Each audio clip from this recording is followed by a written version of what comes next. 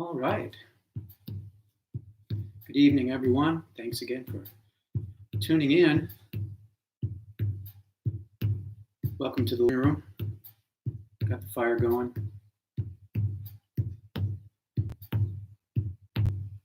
Just want you to, again, we got to ease into this. It's really strange to do it to an empty room with no people here. It takes a little while to just get warmed up. But Grandmother Drum will do that. She'll warm up the room. She'll kind of loosen me up.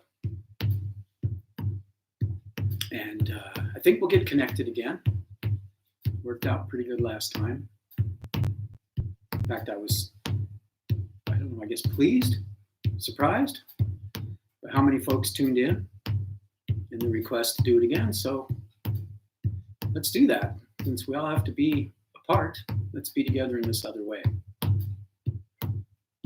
So just first of all, check in. How's everybody doing? If you're like me and you're a social person, it's tough to not be connected to the people that you love and want to see. And I feel fortunate. I'm one of the people who's working still, not like the job used to be. It's a whole different thing right now. And I've been really fortunate to be connected with some really great volunteers, and we're doing our best to stay safe, but also being able to get the food out. So that's kind of an update on that. There's food's going out. People are appreciating it, and there's something about sharing food with people that feels good. So maybe it's time, first of all, speaking of a check-in, to just take a moment. Have you taken a deep breath today? Have you taken a deep breath without being concerned and worried or anxious? I think it's time to do that. It's time to just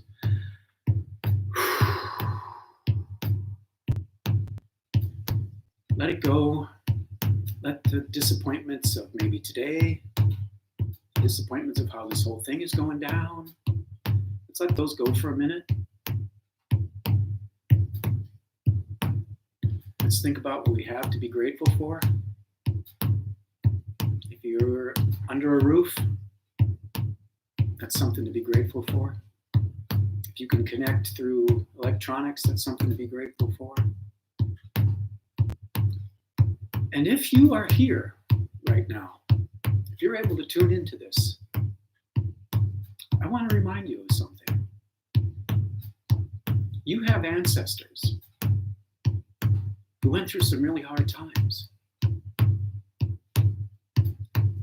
And you wouldn't be here if they didn't survive those hard times, at least for a while. And none of us would be here if we didn't have people way back, maybe 7 generations ago, thinking about us, thinking about what was good for the future, thinking about how they could make life better. That happened.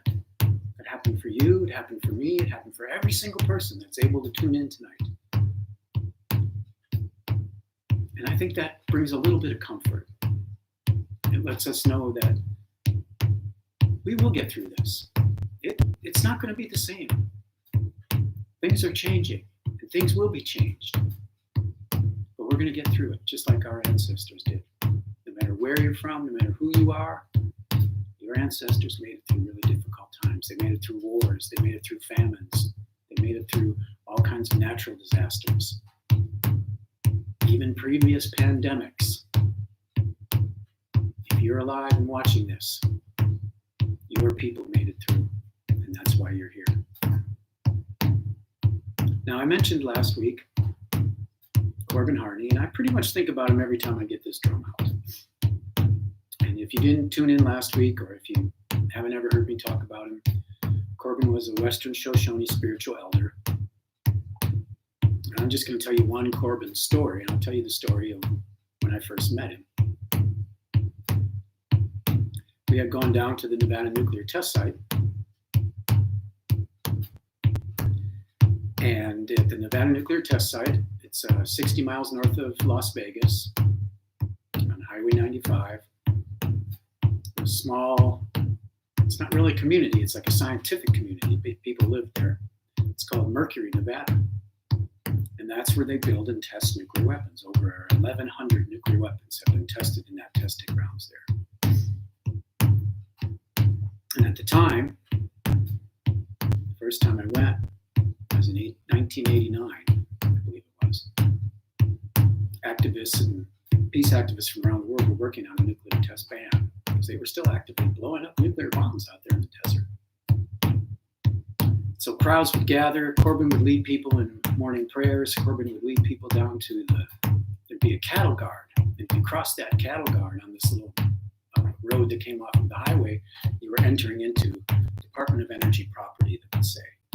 Except that Department of Energy property actually belonged to the Western Shoshone Nation. It was never ceded.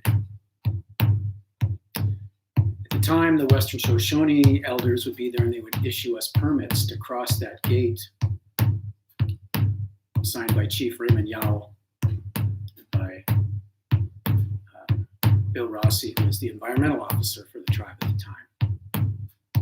And as peace activists, we'd walk across peacefully, get arrested, get the plastic handcuffs put on, and at that time, they would put you on a bus and drive you 60 miles north to Beatty, where you would be processed and released. Well, the very first time I did that, I did it with Bear. We were arrested and put on that bus, and 2 seats behind us on the bus, in handcuffs, sitting together, were Chief Raymond Yowell and Corbin Harney. Once that bus pulled out, started driving up, all full of these nuclear activists, Corbin and Chief Yowell started to sing songs right behind us. And it just did something to me. I felt so good about being there in that moment. And I turned to Bear. I said, "We got to meet this guy. We got to work with him." So we went through the little process that they do, take your names and everything. It didn't matter. You could tell them you were Mickey Mouse or anything. There really was no intention to ever give us our day in court. It was just to get us out of where we were and then sort of clear the area. The activists would start all over. I'm going to tell more of those stories as this goes on. If you guys want me to keep doing this, you'll hear more of these stories. We got back to the peace camp, which was on the other side of the highway. And I'll always remember this because I met some of the most amazing people there. And it always struck me that on one side of the road was a group of people working their hardest to figure out how to kill the most people possible. But on the other side were these amazing peace activists who were working just as hard to bring peace to the world. And we got the moment to stop and talk to Corbin. And we asked him, "Corbin, would you consider traveling with the band? Would you ever consider spending time talking to our crowds?" And Corbin said yes. And that's where our friendship and our time together began. It was a really special thing. And Corbin is the one who showed me how to keep a heartbeat like this. And again, now I feel better already. I've been playing the drum for just a few minutes. I'm starting to entrain with the drum. So that's where I'm going tonight. I want to tell you about entrainment and about feeling things in your heart. Because that's what I learned from Corbin. Corbin was a master of getting crowds of people to entrain to a heartbeat. So entrainment was discovered in the late 1890s by a Dutch scientist. And he happened to have 2 grandfather clocks in a room. And he left that room and came back a day later, and those 2 clocks were ticking and talking at the exact same rate together, even though they didn't start out with that way. And he wondered about that. And so he started to study it. And he found out that anytime there's any kind of rhythm, things, whether they be mechanical things, whether they be animals, whether they be people, will work to entrain together to that beat. I'll give you a few examples. I've worked in a steel mill, in an aluminum foundry, in a few other places where you have to work with a whole bunch of people. And when that factory or when that steel mill, when people are trained, when you're working with the rhythm of the machines and the other people, you're far more productive. I love playing basketball. When your team is in rhythm, they're far more productive. When you go for a walk with someone, you will eventually fall into a pace that you both feel comfortable at. That's entrainment.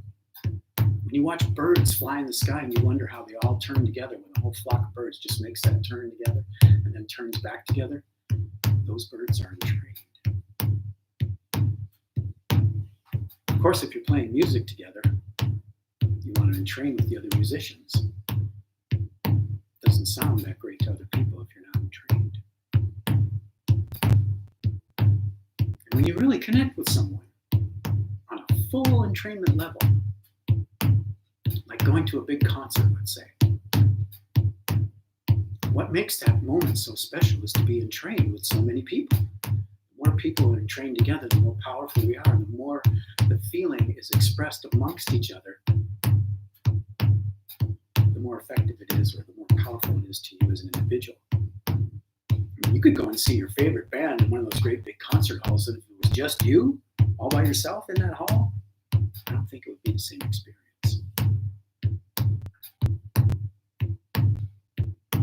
And Corbin used to gather us in the mornings at the Nevada Nuclear Test Site, and he would get us to go around in a circle and do a little two-step dance to this. And he always talked about coming from the heart.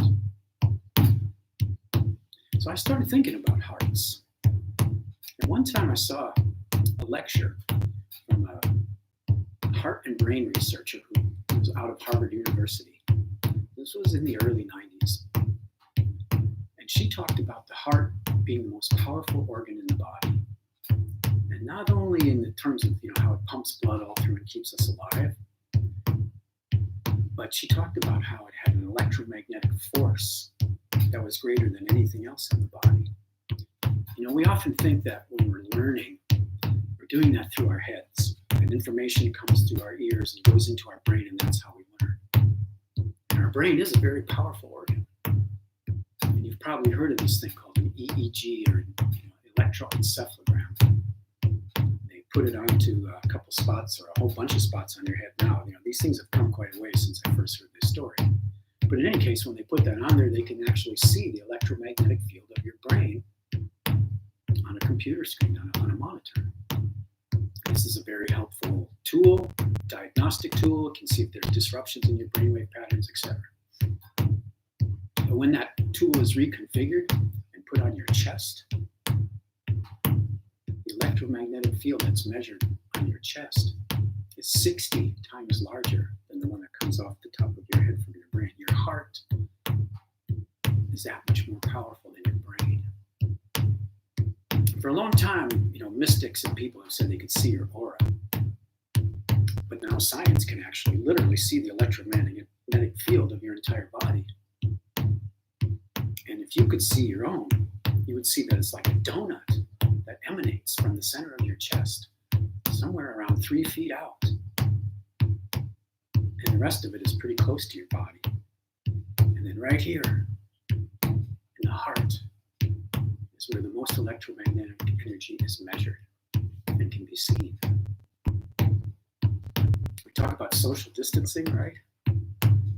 But you ever notice that if you're not aligned, or you don't feel good with a certain person, if they get too close, if they get into your electromagnetic sphere, you can actually feel it and feel uncomfortable. Now, I'm kind of making that up, but that's just what I think is happening. Because what we are vibrational beings. The distance between the particles of an atom are equal to or greater than the distance between bodies in space. And we are made up of cells, which are made up of atoms, which are made up of those electromagnetic pulses that no one has ever even seen. They just see the little electromagnetic light shaft that they leave behind as they move around really fast. So you, me, this drum, all these things that we consider to be solid are 99.999% space. They're energy, they're electromagnetic energy. And most of it comes from right here, the heart. So when we're connected to somebody, heart to heart, that's when the connection is the strongest. We have a lot of ways of expressing this, right? We have a really close talk with someone. We say we had a heart-to-heart talk. We don't say we had a head-to-head talk or an arm-to-arm talk. We say it's a heart-to-heart talk. When we lose someone who we really care about, we say our hearts are broken. We don't say my arm is broken. We don't say my ear is broken. We say my heart's broken. I mean, it's not really broken. Like we didn't hit it with a hammer or drop it off the shelf. We see something really beautiful. Sometimes we say, it was so beautiful, my heart stopped. Like you paused. The energy from your heart was just momentarily stopped. We can go on and on. You say that you really love someone, you say, I give you my heart. Again, you don't say, I give you my foot, my nose, I give you my heart. So we, on some intuitive level, in our language, have incorporated this idea that who we really are is our heart. And that's the part of us that entrains with other people. From the time when we were conceived, and all that time we spent inside our womb, our mother's womb, we were comforted by this sound.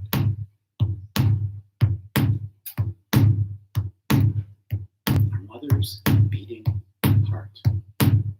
And that's something every single one of us has in common.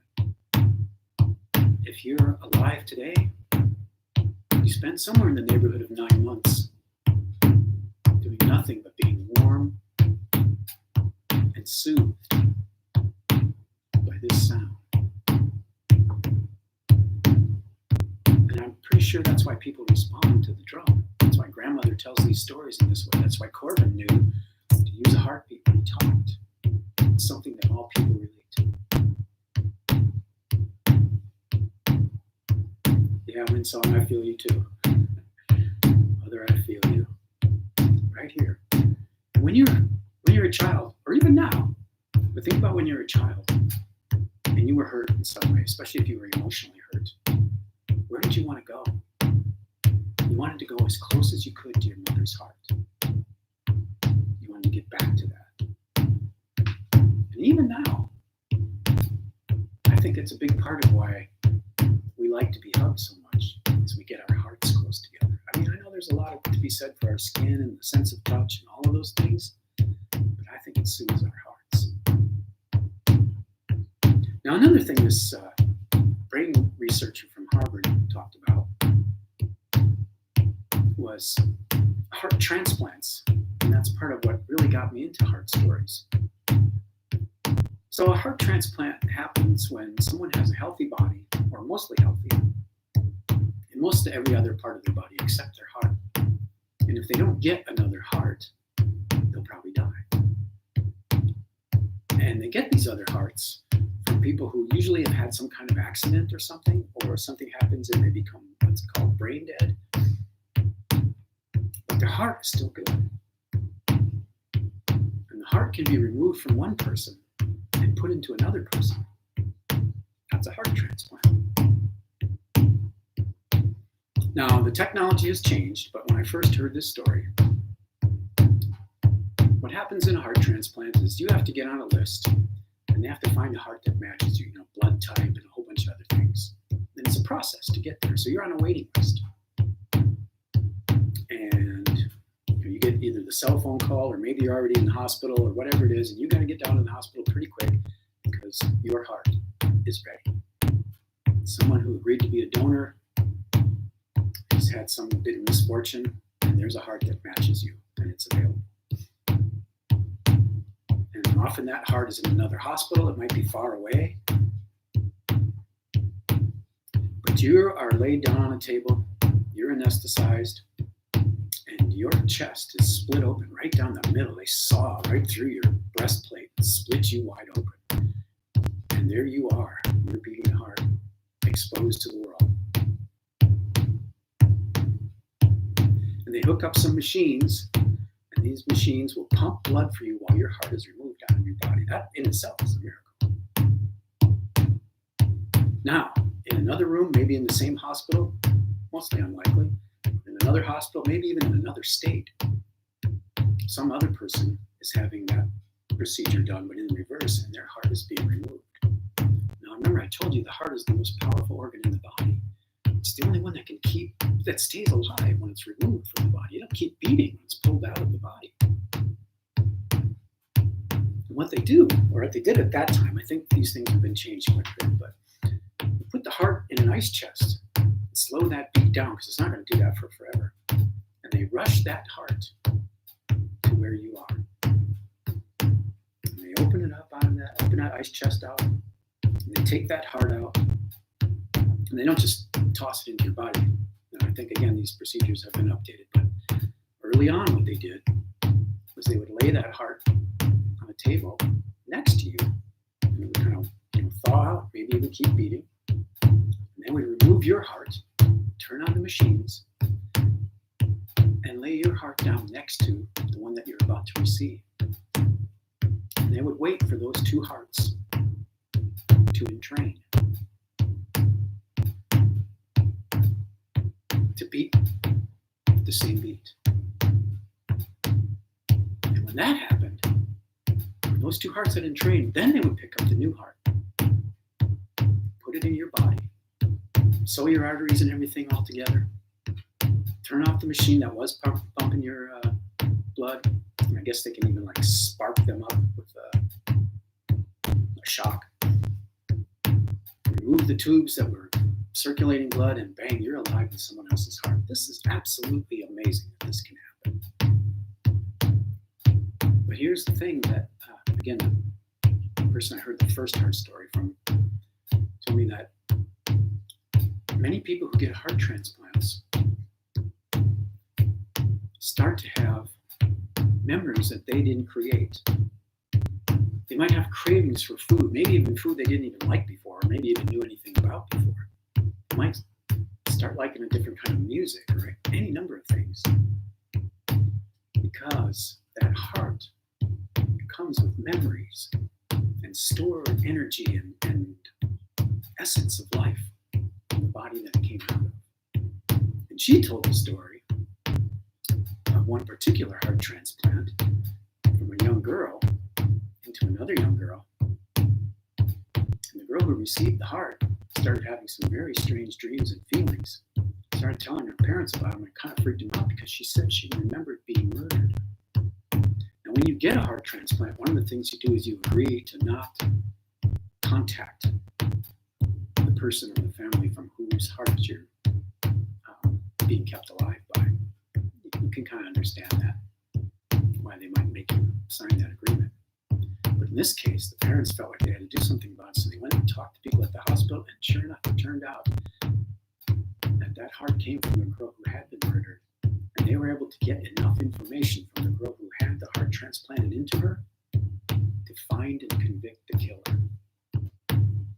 The heart is who you really are. So when I started telling heart stories, people would come up to me and tell me other heart stories. And you can look these up online. There's tons of stories about people who have someone else's heart and get something from that person. So the next one I heard, someone said, you know what? Let me tell you this story about a couple that I knew. This couple had a procedure for whenever they would get in an argument, and they would make up, and one would ask the other one, are we okay? And if the answer was, we're copacetic, they knew that the argument had been settled and that everything was fine and they could go on. So they were driving in their car one day, and they had an argument, and before they could finish clearing everything up, someone passing a car in the other direction came head on into their car. They got in a terrible wreck. The wife, who was the passenger, she survived with minor injuries, but the husband didn't make it, and he was an organ donor. And it just so happened that right there in the hospital where he was taken was a 17-year-old boy who needed a heart that matched her husband's heart. So this happened like that fast. His heart went from his body into someone in the same hospital.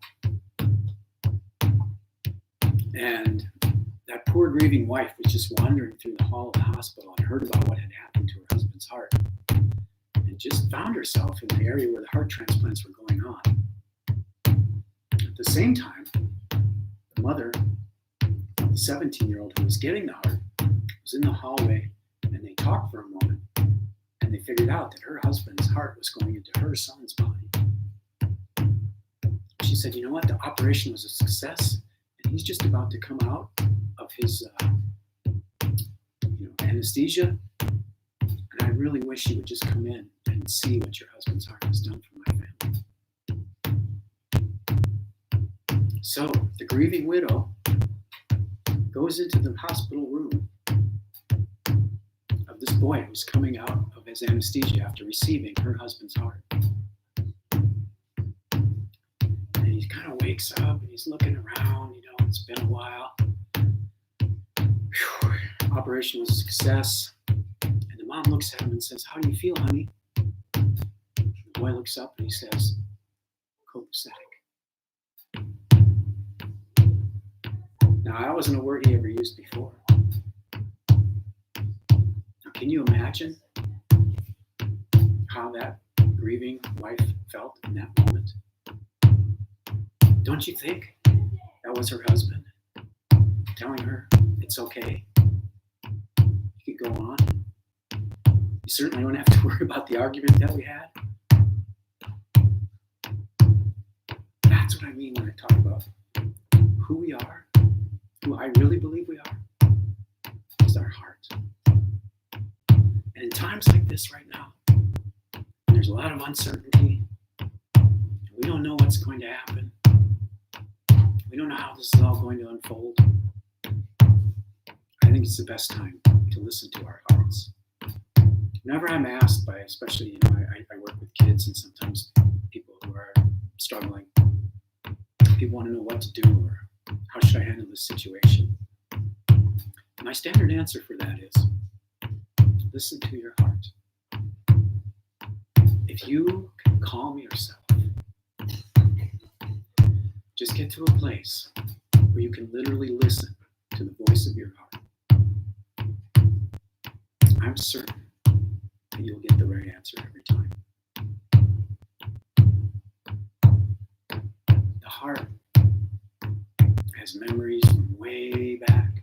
The heart is where who we are as a person is stored, to the point where if our heart was in another person's body, that person kind of would be a little bit like us.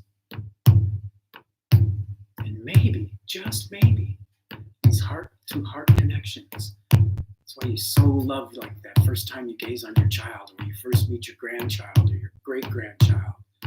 You know that somewhere you all have some kind of the same blood, some kind of the same connection to that heartbeat. And you feel like, yeah, we're all that way. If this is the part of ourselves that we pay the most attention to, if this is the part of ourselves that we look to for answers, and if this is the part of the other people around us that we can see, remember, we don't know the path other people have walked. We don't know how hard their life has been. But every one of them has a heart like ours. Every one of them started out just like we did. And if we can remember that about everybody, even the ones who've done us wrong, we can figure out that we need to forgive them. Even the ones that we don't always agree with. If we can look at her and say, okay, what's in that person's heart? Because I really don't think that anyone was born with a dark heart. I think what happens sometimes is that light in our heart gets covered up by the darkness that's been visited upon us in our lives. It's really hard for a child that lives in poverty. It's really hard for a child that lives with violence. It's really hard for a child that knows hunger.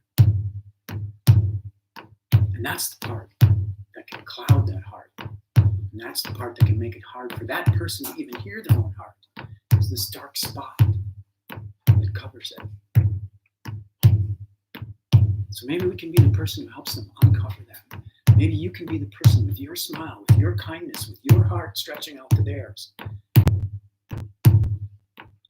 that helps them peer through there, help part that darkness that's covering that heart. Because I really don't think that's the natural way of anyone's heart.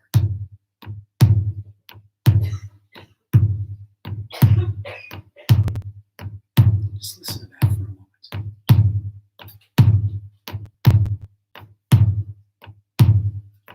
Because one thing I know, when it's gone, you really miss it.